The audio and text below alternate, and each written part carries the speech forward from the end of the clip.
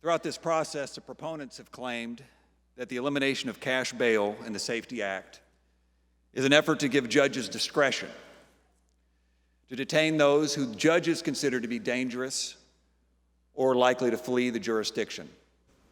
But that's not what the SAFETY Act does, and that's not what this bill does. What we are doing is adding to a laundry list of potentially detainable offenses.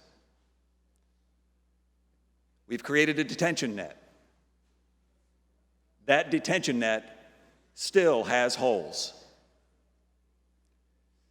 If we want judges to have discretion, give them discretion.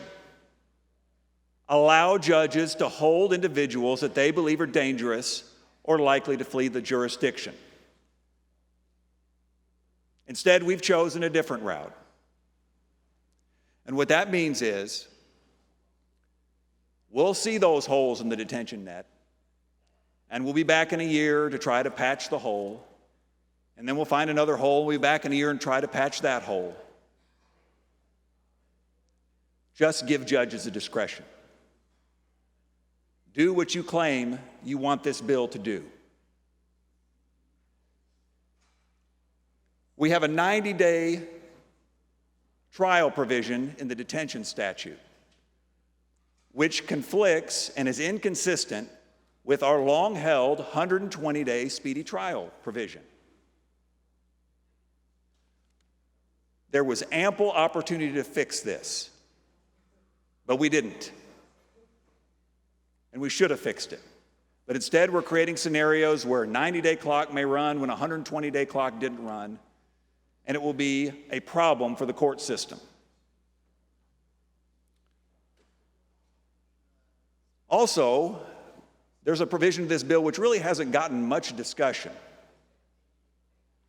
But we have taken certain mandatory consecutive sentences and made them discretionary. These mandatory consecutive sentences were for repeat offenders, people who committed crimes while on pretrial release, or people who committed crimes while in detention, crimes against correctional officers, crimes against other inmates, crimes against society when they were released.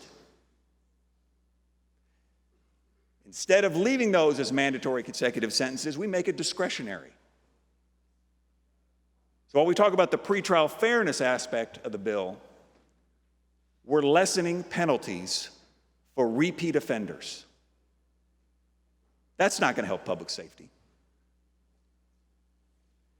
And we still haven't addressed the constitutional issues, probably because we can't. The Constitution envisions a cash bail system under Article 1, Section 9. We should let the court rule on that provision before we start doing anything with implementing this act. That's the responsible thing to do.